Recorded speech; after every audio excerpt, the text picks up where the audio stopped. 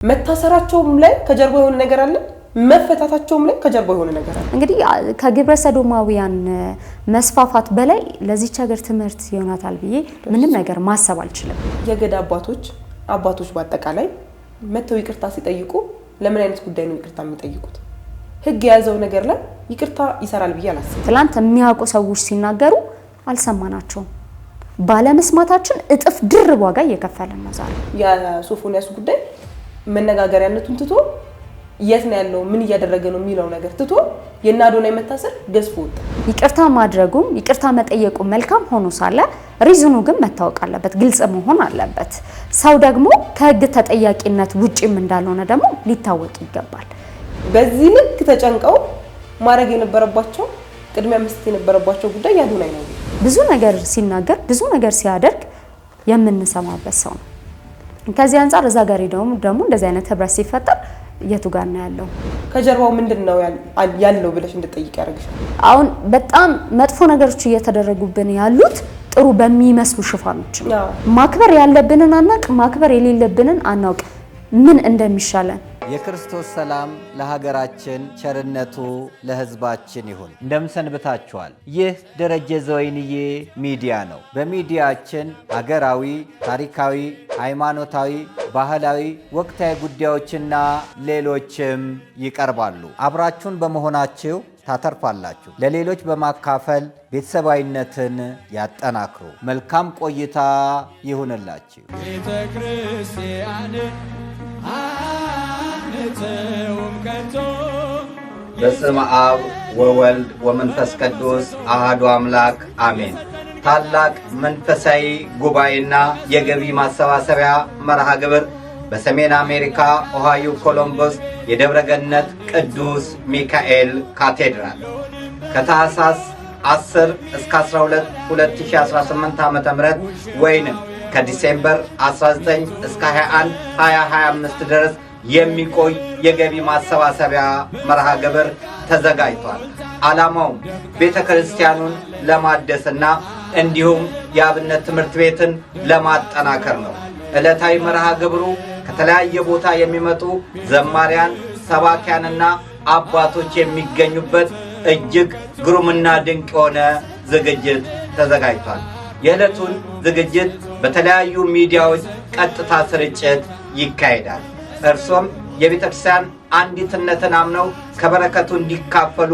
በፍቅር ጥሪያችንን እናስተላልፋለን ከቤት በረከት እንጠግባለን ቤተ መቅደስ ቅዱስ ነው በጽድቅም ድንቅ ነው መዝሙር 64 ቁጥር 4 ጤና ይስጥልን ወደ ደረጀ ዘወይንዬ ወደ ቤተሰቦቻችን እንደምን ቆይታችኋል በዚህ ቻናላችን እንግዲህ የተለያዩ ሀገራዊ ማህበራዊ መንፈሳዊ ጉዳዮቻችንን ያነሳል የተለያዩ መረጃዎችን ወደናንተ እንደምናደርስ ይታወቃል በዛሬው ዕለትም በርካታ ነገሮች ሀገራችን ውስጥ ሲከወኑ ነበር በተለይ ደግሞ በትላንትናው አመሻሽ ላይ የአዶናይ እና የነጃኒ ጉዳይ ነበር ከዛ በኋላ አለፍ ሲል እንዲሁ ደግሞ አንድ ዶክተር ህይወቱ በጎንደር አልፏል በሱ ብቻ አላበቃም በዛሬው ዕለትም ሌላ ወጣት ዶክተርም ህይወቱ አልፏል በተለያዩ የእርዳታ ስራዎቹ የምናቀው በርካታ ሰዎችን ሲያግዝ በተለይ ደግሞ እጅግ በችግር የተጎሳቆሉ ወገኖቻችንን በማገዝ ለነሱ ድምጽ በመሆን የሚታወቅ አንድ ቲክቶከር እንግዲህ ህይወቱ አደጋ ላይ መሆኑን በጠና መታመሙን ገልጿል ማለት ነው ለማንኛውም እነዚህንና ሌሎች ጉዳዮችን አንድ ላይ አድርገን በዛሬው ዕለት ከጋዜጠኛ ረዴት ጋር በመሆን ወደናንተ የምናደርስላችሁ ነው የሚሆነው ስለምትከታተሉን ስለምትደግፉን ስለምትሰጡን በጎ ሐሳብ ሁሉ በእግዚአብሔር ስም እናመሰግናችኋለን ለሌሎችም ሰዎች እንግዲህ ፕሮግራሞቻችንን እንዲዳረሱ ላይክ ሼር ሰብስክራይብ ማድረግ አትርሱ ቤተሰብ ያሉናችሁ ቤተሰብ በመሆን ወዳጅነታችንን እናጠናክር ለማለት እንወዳለን አብራችሁን ቆዩ ረዲ እንዴት ነሽ አለን እግዚአብሔር ይመስገን ይሄ ሳምንት በጣም ውጥረት ያበዛበት ሳምንት ነው አይደለ ያው አጀንዳ እናጣም በየጊዜው አጀንዳዎች አይጠፉም በጣም ከሚያሳዝነው አጀንዳችንን ጀምር ዛሬ የማስተራብነት ጉዳይ እጅግ በጣም አሳዛኝ ነው የኛ የምንላቸው ሰዎች አሉን ተስፋዎቻችን ናቸው አርአያ ናቸው ብለን የምናስባቸው ከነሱ አልፎ ከቤተሰቦቻቸው አልፎ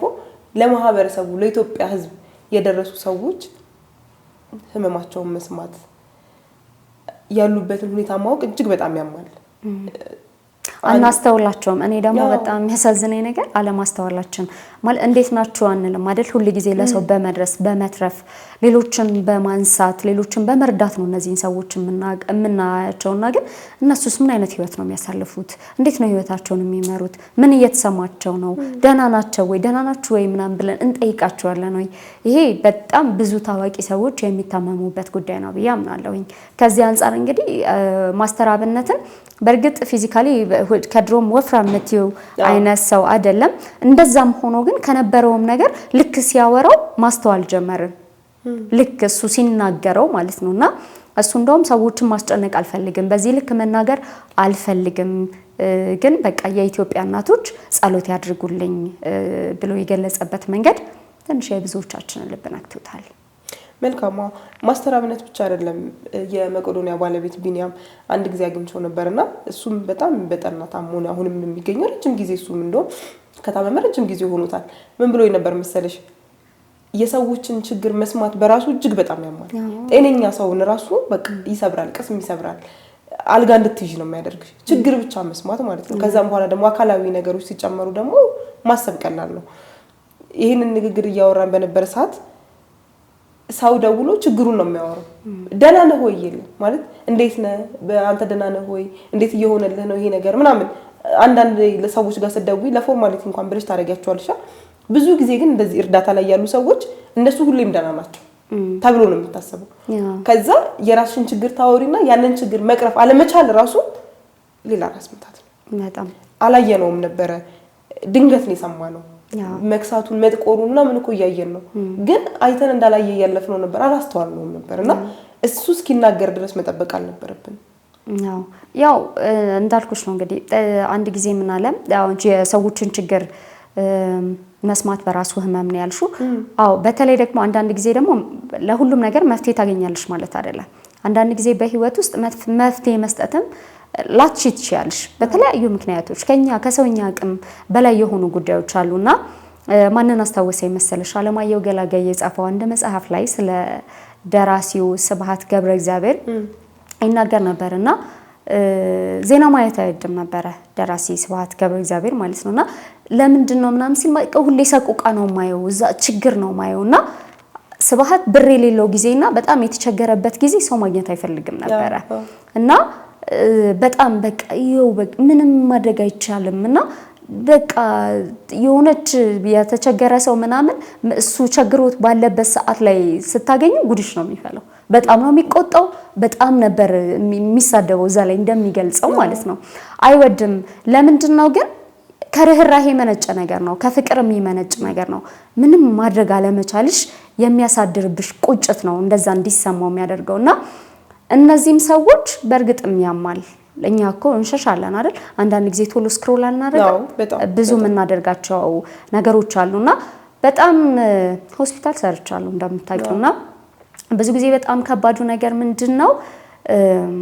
ብዙ ሰዎች ሆስፒታል ስለ በሽታቸው ለማወቅ ይመጣሉና በጣም በርካታ ላብራቶሪዎች ይሰሩላቸውና ሪዛልቱ ሲመጣ ምንም በሽታ አይገኝባቸውም፣ ምንም በሽታ የለባቸውም እና ደህና ናችሁ በቃ ይሄኛው የምታዩት የሚታየው ውጤታችሁ በጣም ሰላም ነው፣ እያመመኝ ነው፣ እንዴት ምን ደህና ነህ፣ እንዴት ነፃነት ነኝ ያለ ታመም ያለው ይላሉና አንዳንድ የሚሰማቸው ህመም አለ። እነሱ ትክክል ናቸው፣ ሪዛልቱ ሲመጣ ከዛ በተቃራኒ ነው የሚለውና በሽታሽ አለመገኘቱ በራሱ ተጨማሪ ህመም ነው፣ ራሱን የቻለ ህመም ነውና ማስተር አብነትን በጣም እንድረዳው ያደረገኝ ጉዳይ እዛ ያዩዋቸው ስሜቶች እዛ ያስተዋልኳቸው ስሜቶች ነበሩና አየሁት።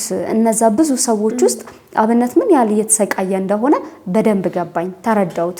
ምክንያቱም እሱ ምን እንደሆነ አልታወቀም። እንግዲህ እስካሁን አለመግለጽ ብቻ ሳይሆን አልታወቀም፣ በሽታው አልተገኘለትም፣ አልታወቀም እና መቀመጥ አይችልም። ላይቭ ላይ ሲሆኑ ደግሞ ረጅም ሰዓት መቀመጥ አለባቸው።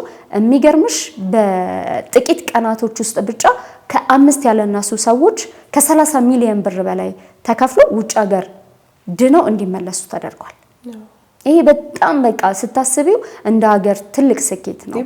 አንድ ሰው የሱን አይነት እንደው 150 ሰው ቢኖረን እቺ ሀገር የት ትደርሳለች ብለሽ ስታስቢ መገመት አይከብድም። የቦረናውን ማስተዋወስ ይቻላል። ደቡብ ላይ የተፈጠረው የመሬት መንሸራተት ሲሆን ቀድሞ ከሚዲያም ከምንም በፊት ቀድሞ የተገኘ ሰው ነው።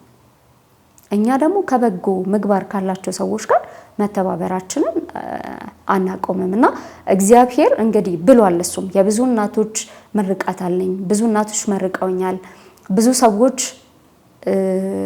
ምስጋናቸውን ችረውኛል። በዚህ ሰዓት ደግሞ የኢትዮጵያ እናቶች ይጸልዩልኝ ብሏልና እግዚአብሔር ምህረቱን ያወርድላት። ለሁሉም እግዚአብሔር ምህረቱን ይስጠው፣ በሽታው ይገኝለት። እኛም ደግሞ እንደ አንድ ኦርቶዶክሳዊ ወንድማችን ነውና እግዚአብሔር ምህረቱን እንዲያወርድለት እንመኝለታለን በዚህ አጋጣሚ። አሜን። አዎ ሁሉም ነገር እንደተናገርሽው ነው። በቃ እንደዚህ አይነት ነገሮች የሚፈቱት በጸሎት ነው። እንደዚህ አይነት ነገሮችን ራሳችንን በማዳመጥ ነው። አንዳንዴ ችግሮች በጣም ሰምተን ለዛ ችግሮች መፍትሄ አለመስጠታችን የጥፋተኝነት ስሜት እንዲሰማንና ራሳችንን እንድንጠይቅ ያደርገናል። ምናልባት እንደዚህ አይነት ችግር ውስጥ ነው ብዬ ነው የማስበው። በጣም የብዙ ሰው ችግር መጥቶ ጭንቅላቱን ተቆጣጥሮታል ብዬ ነው የማስበውና ምናልባት ከእንደዚህ አይነት የሚሰራው ስራ ከእንደዚህ አይነት ነገር ያርቀዋል ብዬ አላስብም። ግን እንደው በተቻለ መጠን ትንሽ ቢርቅ ከበጎ አድራጎቱ ሳይሆን ከሚሰማቸው መጥፎ ነገሮች ቢርቅ እና ራሱን ቢያዳምጥ ከዛ በኋላ ደግሞ ከእግዚአብሔር ጋር በደንብ ቢገናኝ የተሻለ ነው ብዬ አስባለሁኝ። እንግዲህ ምህረቱን ያምጣለት መጸለይ ነው። አሜን። እንግዲህ ከቀናቶች በፊት የቲክቶከሮቹን መያዝ አስመልክቶ ያም የተለያዩ መረጃዎችን ወደ ቤተሰቦቻችን ስናደርስ ነበረ። በተለይ ደግሞ ቲክቶከር አዶናይና ጃኒ ደግሞ ታስረው ነበረ። የታሰሩበት ምክንያት አልታወቀም። አሁንም እንግዲህ በምን ምክንያት እንደተፈቱ እንግዲህ ግልጽ ነው ግልጽ አይደለም የሚለው ነገር አጠያያቂ ነው። ግን ተፈተዋል። በዚህ ሰዓት እዚህ ጉዳይ ላይ ልሻሳም እንጂ መጀመሪያ ባለፈውም አንስተናል፣ በደንብ አንስተናል። ይሄንን ጉዳይ የታሰሩበት ምክንያት ምን እንደሆነ ምንም የምናውቀው ነገር የለም። ማለት ፍጹም በልብስ ነው የሚል መረጃ ነው ወጥቶልን የነበረው። የልብሳቸው ደግሞ ፍጹም ኢትዮጵያዊነትን ወይም ደግሞ ከኢትዮጵያዊ ባህል ያፈነገጠ ጉዳይ አልነበረም። የለበሱት አለባበስ እንዳልኩት እኔም በቦታው ላይ ተገኝቼ ስለነበር በደንብ በአካል አይቻለሁ። የተለያዩ ፎቶዎችንም እንደማስረጃ መጠቀም እንችላለን። የልብስ ጉዳይ አይደለም ማለት ነው። ፌደራል ፖሊስ ግን አውጥቶ የነበረው በልብስ ጉዳይ ነበረ። አሰሪያቸዋለሁ ምርመራ እያደረኩኝ ነው ብሎ የነበረው። ከዛ አሁን ሲፈቱ ደግሞ የገዳ አባቶች መጥተው ይቅርታ ስለጠየቁ ነው የተፈቱት። ከዚህን ጀምርት እንጂ የገዳ አባቶች መጥተው ለነሱ ይቅርታ እንዲጠየቅ መጠየቅ ነበረባቸው የሚለው በጣም ጥያቄ ነው። ኢትዮጵያውያን የሚያስፈልገው አዶናይና ጃኒ ናቸው ወይስ ትክክለኛ ፍትህ ነው? ምንድነው የሚያስፈልገን በዚህ ሰዓት? እንደ አገር አቋርጠው መጥተው ይቅርታ የሚጠይቁበት ጉዳይ ነበር ወይስ? በፍጹም አልነበረም። የገዳ አባቶች እኮ ሰላም ለማውረድ የተጣላን ለማስታረቅ አይደለ እንቅስቃሴያቸው መሆን የነበረበት። የገዳ አባቶች ብቻ አይደሉም፣ ሀደ ሲንቄዎችም አንድ ላይ የሚሆኑት ምን ላይ ነበር መሳተፍ የነበረባቸው? የሰላም ጉዳይ ነው። ስለ አንዲት ህፃን ልጅ መደፈር፣ ስለ አንድ ሰው መሞት ግድ ሰጥቷቸው ነው መተው ማስተባበል የነበረባቸው፣ ማስታረቅ የነበረባቸው። እንደዚህ አይነት ጉዳይ ነው። እንደው ሰላም መስጠትም ከነበረባቸው በእንደዚህ አይነት ጉዳይ ነው መምጣት የነበረባቸው። ግን በተቃራኒው ነው የሆነው። ለአንድ እዚህ ግባ ለማይባል ቲክቶከር እንደው ተጽዕኖ ፈጠረ ብለን ምን ስናስብ ራሱ ምን ላይ ነው ተጽዕኖ የፈጠረው ብለን እንድንጠይቅ የሚያደርገን ወጣት ላይ መጥተው በዚህ ልክ መረባረባቸው እውነት አጠያያቂ። ከጀርባው ምንድነው ያለው ብለሽ እንድጠይቅ ያደርግሻል። እኔ መታሰሩ ላይ ራሱ ከጀርባው በጣም ብዙ ነገር አለ ብዬ ነበር ሳስብ ነበር። ለቤተሰቦቻችንም እሱን ያጋራነው የኛ ሐሳብ ስለነበር መታሰራቸውም ላይ ከጀርባው የሆነ ነገር አለ፣ መፈታታቸውም ላይ ከጀርባው የሆነ ነገር አለ። ምንድነው ያለው? የዛ ሰሞን ላይ ትልቅ አጀንዳ የነበረ ጉዳይ ነበር አይደለም? የጋዜጠኛ ሶፎንያስ ጉዳይ። የጋዜጠኛ ሶፎንያስ ጉዳይ ጸበል ገባው ካለ በኋላ በነጋታው አዶናይ ታሰረ። ከዛ ምን ተፈጠረ? የሶፎንያስ ጉዳይ መነጋገሪያነቱን ትቶ የት ነው ያለው ምን እያደረገ ነው የሚለው ነገር ትቶ የና አዶናይ መታሰር ገዝፎ ወጣ። ነገሩ ተቀየረ ማለት ነው አይደለም? ሌላ ደግሞ እኛ ማናቃቸው ብዙ አጀንዳዎች ሊኖሩ ይችላሉ። እኔ ግን የታየኝ አንዱ አጀንዳ ይሄ ነበር። ጸጥ እንድንል እና ሌላ አጀንዳ ተሰጥቶን ነበር። ያኛውን አጀንዳ ሳንጨርስ ያኛውን ነገር መስመር ሳናስይዘው ትልቅ አጀንዳ ሀሳባችን በተለያየ መልኩ እንዲከፋፈል ተደርጓል። ትልቅ አጀንዳ ተሰጥቶን ነበር። ሲፈቱስ ለምን እንደታሰሩ በግልጽ ሳይታወቅ መፈታታቸው ተነገረ። ቴንክ ዩ። እኔ የኔም ጥያቄ እሱ ጋር ነው ማለት እነዚህ ሰዎች ቀላል ሰዎች አይደሉም። ኢን ሚሊየንስ ተከታይ ያላቸው ልጆች ናቸው በአንድም በሌላ መልኩ ማለት ነው። እንግዲህ የሚያደርጉት ነገር ትክክል ነው አይደለም የሚለውን ነገር እንኳን ተተሹ እነዚህ ሰዎች የሚከተሏቸው በርካታ ተከታዮች አሏቸው። ስለዚህ ሲታሰሩ ለምንድን ነበር የታሰሩት? እሺ የማጣራት ስራ መሰራት ስላለበት ከህግ አንፃር እንግዲህ የራሳቸው አካሄድ ስላላቸው እሱን ላንነቅፍ እንችላለን። ነገር ግን ልክ ከተፈቱ በኋላ ምክንያቱ ምን ነበር? በዚህ ምክንያት ይዘናቸው ነበር።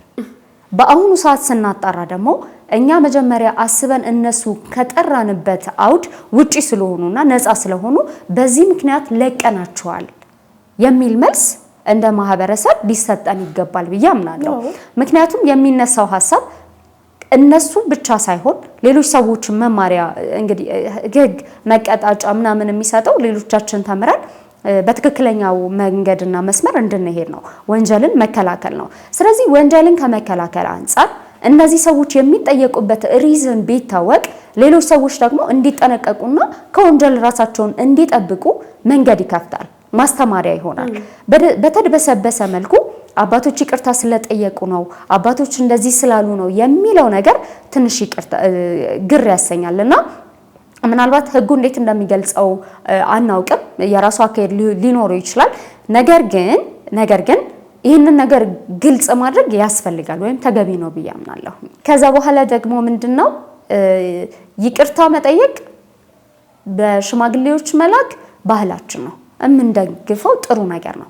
ነገር ግን የምንጠየቅበት ሁኔታ ይወስነዋል።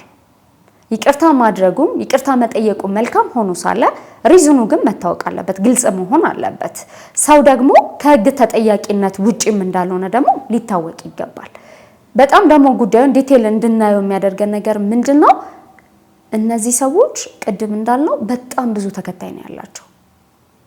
በእድሜ ያልበሰሉ፣ በእውቀት ገና ያልበሰሉ፣ አጉል እድሜ ላይ ያሉ አሉ።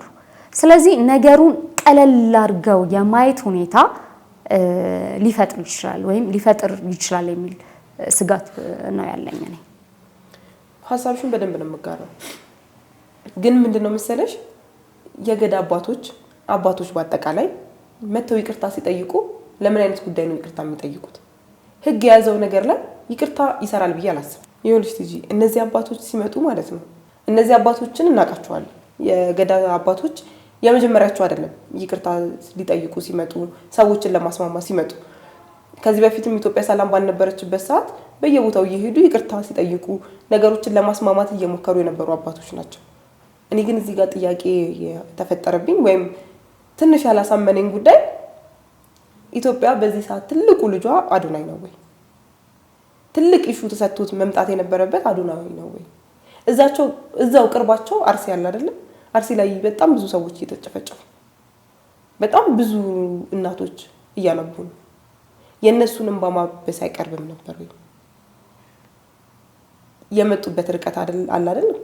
ካሉበት ወደ አዲስ አበባ የመጡበት ርቀት አለ። ይሁን ይቅርታ ይበል የሚያሰኝ ነው። ሰዎች በይቅርታ መተላለፍ ከቻሉና የምር ጸጸት የሚባለው ነገር ውስጣቸው ካለ ይሁን።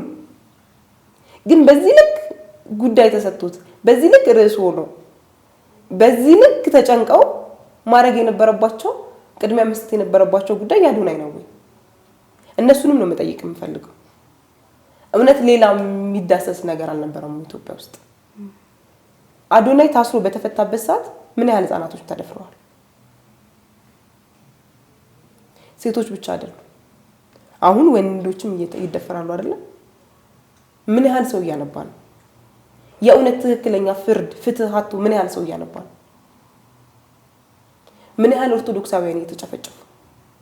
ቅድም መግቢያሽ ላይ ማስተሽው ነበር የዶክተሮቹ ድንገተኛ ሞት። እሱን ያወራል እኮ እንድገቢበት ልቋጭ።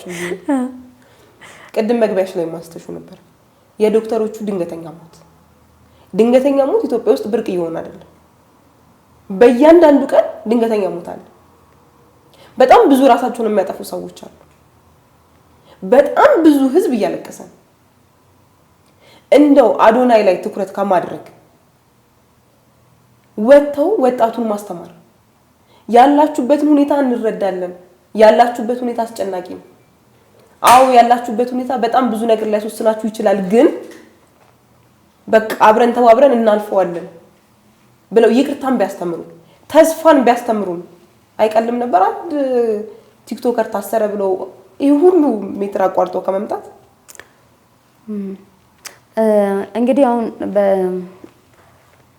ወደዚህ ወደዛ እንግዲህ የተለያየ ሀሳብ ይሰጥሻል። በዛና በዚህ ሀሳብ መሀል ውስጥ ሆነሽ ጅዋጅዌ መጫወት ነው የሚሆነውና የአዶናይ ነገር እንግዲህ ስናነሳው መልቲ ምትዩ አይነት ሰው ነው። ለኔ ከባድ ነው እሱን መግለጽ። ምክንያቱም እንግዲህ የቲክቶክ ክሬቲቭ አዋርድ ላይ መድረክ ላይ ወጥቶ ማርያም ብሎ መዘመሩን በርካታ ሰዎች በቃ አፕሪሼት እንዳደረጉት ምናምን ሲገለጽ ነበረ። ግን ደግሞ ዞር ስትይ ደግሞ ከእዩ ጩፋ ጋር በሌላ ነገር ህብረት ሲያደርግ ሲንቀሳቀስ ደግሞ ታውቂያለሽ።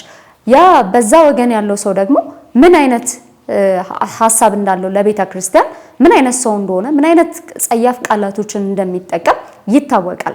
እሱ ብቻ አይደለም ለራሱ እንኳን ለሚከተሉ ሰዎች እንግዲህ እሱ ለሚመራቸው እንኳን ሰዎች ልክ ያልሆነ ነገር በማድረግ የሚታወቅ ከኛ ለምሳሌ አንዲት ኦርቶዶክሳዊ ቤተክርስቲያን ከሷ ውጭ የሆኑ ስራዎችን በመስራት የሚታወቅ ሰው ነው። እሱ ብቻ አይደለም ልክ እንደ ጠላት ብዙ ነገር ሲናገር ብዙ ነገር ሲያደርግ የምንሰማበት ሰው ነው።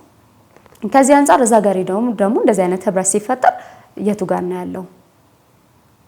የቱ ጋር ነው ምን እየሰራ ነው ያለው የሚለው ነገር እንድታሰላስ ያደርግሻል። ምክንያቱም አሁን በጣም መጥፎ ነገሮች እየተደረጉብን ያሉት ጥሩ በሚመስሉ ሽፋኖች ነው።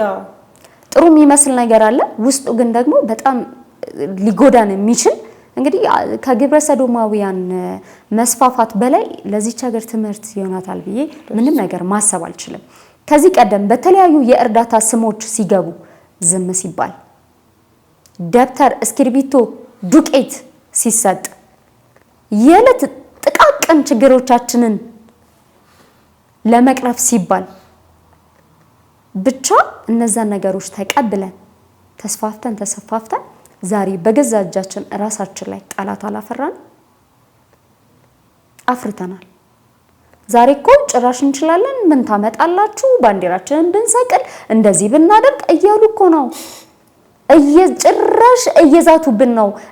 ልክ እንደሆነ ሰው ማለት ነው። አይተናል እንግዲህ እግዚአብሔርን ማምለክ ይቻላል እያለ ሲዘባበት አላየንም? ትላንት አይተናል። አትዛቱብን፣ መደብደብም አትችሉም፣ ከፈለጋችሁ ለህግ ስጡን እስከ ማለት ደርሰዋልና ሮቤል እችላለሁ። ይሄኛውም በፊት እኮ ባንዲራው ማውለብለብ አይደለም እሱን የሚመስል ነገር ማሰብ ምን እንደሚያስከትል እናውቃለን። ቤተክርስቲያን እንግዲህ ጥላ ይሰጣል፣ ለስለት ለተለያዩ ነገሮች ይሰጫልሽ። ገብቷል እዛ ድረስ አጥሮ ፈትሹ ብለናል። የዛሬ 2 ዓመት ከአርያ መካሻ ጋር ሰርተናል፣ ታይቷል። ስለዚህ ጥንቃቄ ያስፈልጋቸዋል ነው። አሁን እንደ ትላንት ዝም ብለን በየዋህነት በቀናነት የምንሄድበት መንገድ ላይ አይደለንም። አሰላሳዮች፣ አሳቢዎች፣ አርቆ አስተዋዮች መሆን አለብን። ትላንት የሚያውቁ ሰዎች ሲናገሩ አልሰማናቸውም። ባለመስማታችን እጥፍ ድርብ ዋጋ እየከፈልን ነው። ዛሬ ድንገተኛ ሞት ተበራክቷል። ዶክተሮች እንግዲህ የዶክተር አቤኔዘር ሲገርመን ይኸው ዛሬ አሁን ከሰዓታት በፊት ህይወቷ አልፏል። አንዲት ወጣት ዶክተር 7 ዓመት ሙሉ እንዴት ዋጋ ከፍለው እንደሚማሩ ይታወቃል። ቤተሰብ ምን ያህል ዋጋ እንደሚከፍል ይታወቃል። ትምህርቱ በራሱ ምን ያህል ፎከስ በጣም ትኩረት ሰጥተሽ ህይወትሽን ነው የምትገበሪው፣ ህይወትሽን ነው የምትሰጪው። ከዛ ደግሞ ህይወት ለማትረፍ ትሰሪያለሽ። እነዚህ ወጣቶች ተስፋቸው ይጥቃ ነበር። ለስንቱ ሰው ይተርፉ ነበር። ማክበር ያለብንን አናውቅ፣ ማክበር የሌለብንን አናውቅ። ምን እንደሚሻለን ከስረናል እንደ ሀገር ይመር ወላጆቻቸው እንግዲህ ቤተሰቦቻቸው ይጣራልን ብለው ይወጡ ነው። በጣም ያሳዘነኝ ነገር እንግዲህ ዶክተር አቤኔዘር ከስፔሻሊቲ ያደረገ ነበር፣ ስፔሻሊስት ያደረገ ነበር የበለጠ የተሻለ ለማድረግ ማለት ነው። ከዛ ደግሞ በተለያዩ ሶሻል ሚዲያዎች ላይ ጤና ነክ ጉዳዮችን መረጃዎችን በመስጠት የሚታወቅ ዶክተር ነው። በተኛበት ሞቶ ተገኘ ተባለ። ጥያቄ ያለን ብለው ያው የቤተሰቡ ነኝ የምትል ልጅ ወጣለች። ለሷ እንግዲህ እሷ እንደምትገልጸው ከዝኔ ነው፣ ወንድሜ ነው፣ ጓደኛዬ ነው፣ እንደ ቤስት ፍሬንድ የማየው ሰው ነው። ምን እንደምል ምን እንደማደርግ አላውቅም። እንዴት በተኛበት ሞተ ማለት በቃ ስሜት አይሰጥም አንዳንዱ ነገር። ዛሬ ደግሞ እቺ ልጅ በድንገት ሞተች። ጂንካ ላይ ስንት ዶክተር ሲሞት እንደነበር አይተናል፣ ሰምተናል። ምንድነው እየሆነ ያለው? ምንድነው እየተፈጠረ ያለው? ቪዲዮውን አይተን መመለስ እንችላለን። ሰላም፣ እንዴት ናችሁ? የምታዩት ወንድማችን ዶክተር አቤኔዘር ይባላል። ዶክተር አቤኔዘር ለኔ ቤተሰቤ ነው፣ ከዝኔ ነው፣ ቤስት ፍሬንዴ ነው፣ መካሬ ነው፣ ተቆርቋሬ ነው፣ ጓደኛዬ ነው፣ አብሮ አደጌ ነው፣ ሁሉ ነገሬ ነው። ሪጃ ስለሱ በእንደዚህ አይነት መልኩ ቪዲዮ ሰራለው ብዬ እሱ እንደዚህ ሆኖ እንደዚህ አይነት ቪዲዮ ሰራለው ብዬ አስቤ አላቅም በህይወቴ። በጣም የሚያሳዝን ነገር ነው የተፈጠረው።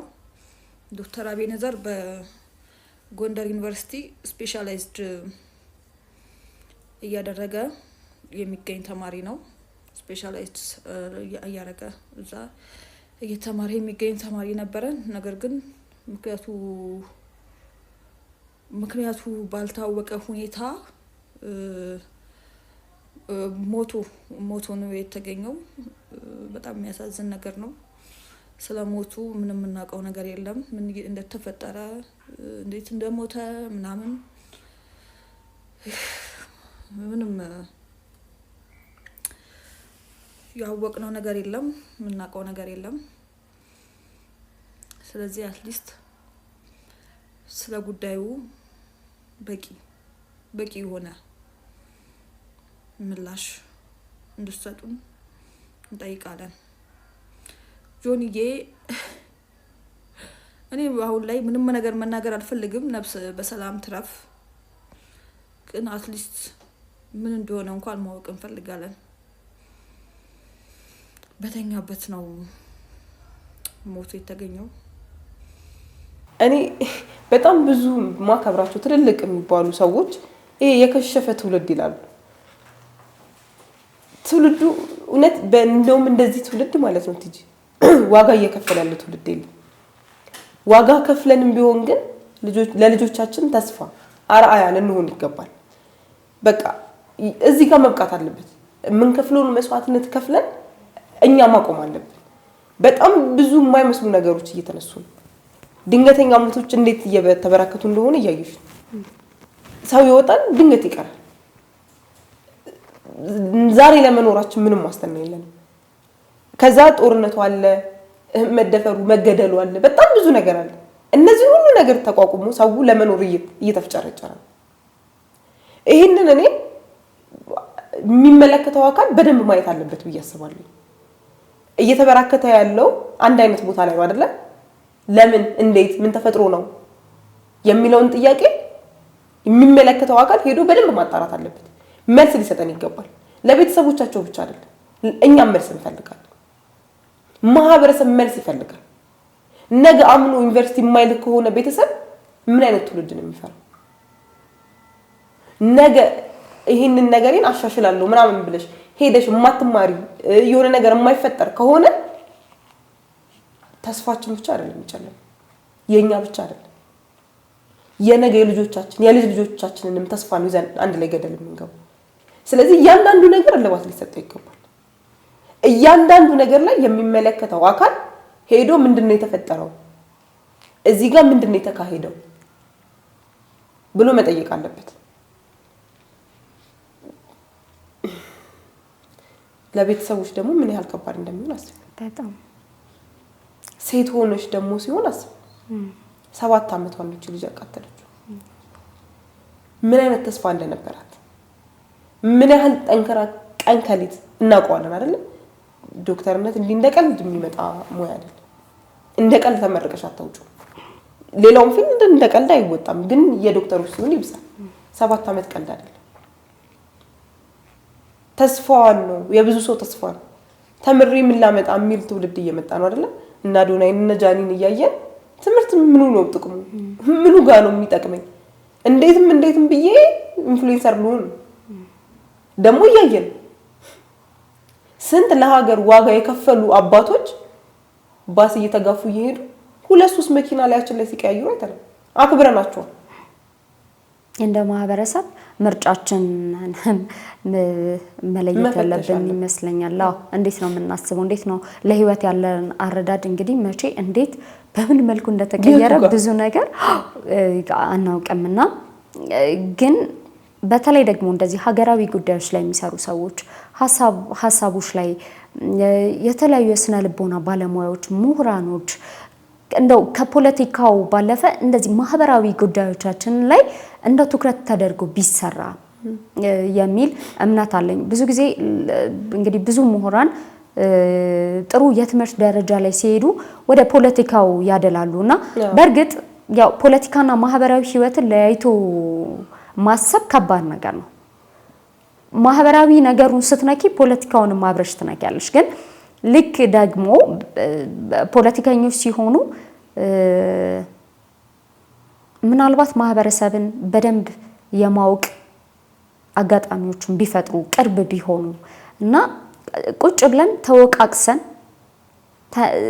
ማስተካከል ያሉብንን ነገሮች አስተካክለን በሚያስታርቁን ጉዳዮች ላይ ተያይዘን መሄዱ የተሻለችን ሀገር ያሻግራታል የሚል ሐሳብ ነው ያለን እና እንግዲህ ቤተሰቦቻችን እናንተስ ምን ታስባላችሁ? ምን ሐሳብ አላችሁ? እዚህ ላይ ከላይ እንግዲህ ጠቅሰንላችኋል። ለሀገር በጎ ነገር የሚሰሩ እነ ማስተር አብነትን የመሳሰሉ ሰዎች አሉ። እነሱን አለማንሳት ከነሱ ጎን አለመቆም ንፉግነት ነው። ስለዚህ መንቀፍ ብቻ ሳይሆን ደግሞ ሰው በጎ ነገር ሲሰራ ደግሞ አብሮ ይመሰገናልና እንደው እነዚህ ነገሮች ላይ ትኩረት አድርገን እንድንሰራ ለማለት ነው። መልካም እናመሰግናለን። እሺ ውድ ቤተሰቦቻችን እንግዲህ በዛሬ ወቅታዊ ጉዳዮች በተለይ ደግሞ ከቲክቶከሮቹ መፈታት ጀርባ የተሰሙ አንዳንድ ነገሮች ነበሩ። ከዛ ባለፈም እንግዲህ ሌላኛው በጎ ነገርን በማድረግ የሚታወቀው በቅርቡ በተካሄደው የቲክቶክ ክሬቲቭ አዋርድ ላይ ዶክተር አብይ ነበር አይደለ? በማህበራዊ ዘርፉ ላይ ትልቅ አስተዋጽኦ በማድረግ የወሰደውን ሽልማቱን የወሰደው እሱ ነበር። ነገር ግን እንግዲህ ዶክተር አብይ ለመልእክተኛው ሰጥቶት ነበር። መልእክተኛው ደግሞ መልሶ ለማስተር አብነት እንዲሁም ሰጥቶ ነበር ማለት ነው። በጎነት ሲኖር እንደዚህ ነው። ከኔ ይልቅ ለሌላው ለኔ ሳይሆን ለሱ ይገባል የሚል ትህትናን እየተማርን እንሄዳለንና አይት የምንፈልገው እንደዚች አይነት ኢትዮጵያን ነውና እንግዲህ ሁላችሁም እዚህ ጉዳይ ላይ የራሳችን ነገር ላይ እየሰራን እንደ ሀገር ደግሞ አብረን የምንቆምበትን ነገር እግዚአብሔር ያድለን፣ እግዚአብሔር መንገዱን ይስጠን ማለት እንወዳለን። ከዛ ባለፈ እንግዲህ ውድ ቤተሰቦቻችን እናንተስ ምን ሐሳብ አላችሁ የሚለውን ሐሳባችሁን ኮሜንት ላይ አስፍሩልን። ስለተከታተላችሁን እጅግ አድርገን እናመሰግናለን። ቀጣይ በሌላ ሐሳብ በሌላ ፕሮግራም የምንገናኝ ይሆናል። ቆይ እንደ እግዚአብሔር ፍቃድ የጌታችን መድኃኒታችን ኢየሱስ ክርስቶስ የልደት በዓልን በቅድስት ሀገር ኢየሩሳሌም ለማክበር የፍቅር ጉዞ ከደረጀ ዘወይንዬ አስጎብኚ ድርጅት ጋር በመሆን ምዝገባ ጀምረናል። እግዚአብሔር ፍቃዱ ይሁንና እርሶም ለመመዝገብ በስልክ ቁጥር 2404216742 ወይም 93736968886 ይደውሉልን። ከጃንዋሪ 2 እስከ 11 እኛ በትላንትናና በነገ መካከል ያለን ዛሬ ነን። ዛሬ ላይ ሆነን ነገን በበጎ ነገር እንገንባ። ነገ አዲስ ቀን ነው። ቀኑም ደግሞ ደስ ይላል። ደረጀ ዘወይንዬ ሚዲያ ኢትዮጵያዊ ማንነት